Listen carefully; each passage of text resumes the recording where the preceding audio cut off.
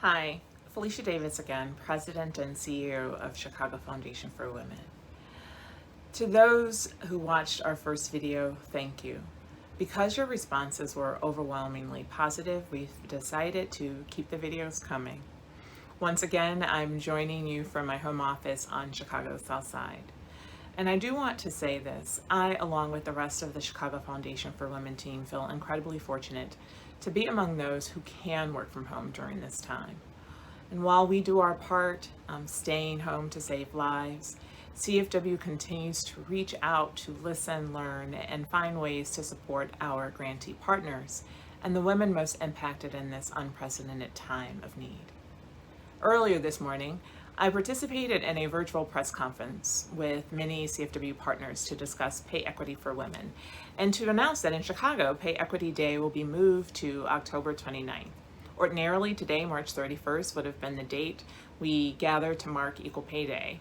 And Equal Pay Day represents the day when a woman's pay on average catches up to what an average man earned doing similar work in the prior year.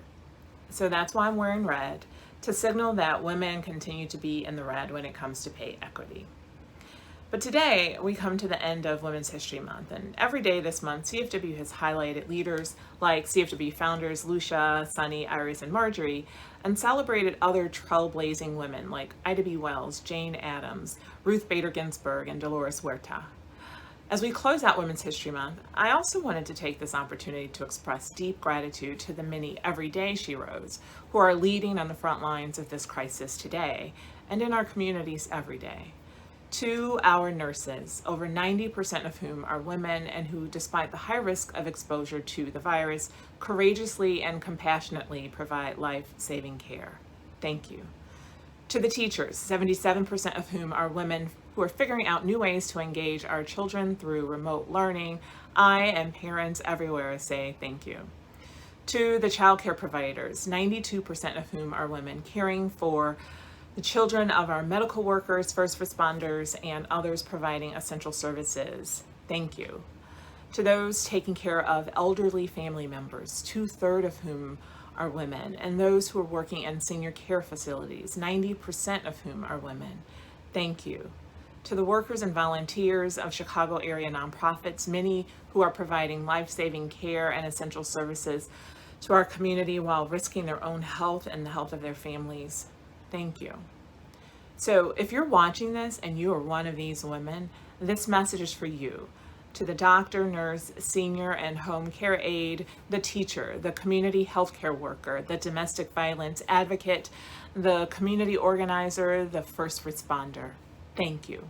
We know that you are also mothers, sisters, wives, and daughters, and you are not alone.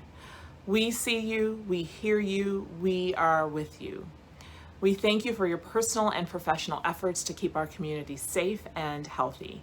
And for our part, Chicago Foundation for Women is committed to fighting for you, for equitable wages, safe work environments, paid sick leave, the end of gender-based violence, and healthcare access for all. We will continue fighting to ensure that the policies that govern our lives reflect your needs and honor your vital contributions to our society. So I have a call to action. Why don't you join us in celebrating the Sheros in our lives by sharing an inspirational story or message of a Shero in your life using the hashtag #HonorAShero on social media.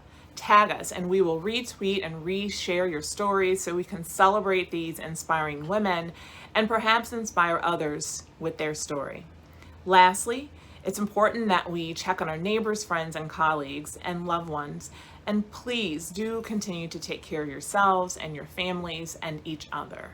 So there's a lot of work to do, so let's get back to work remotely. Thank you.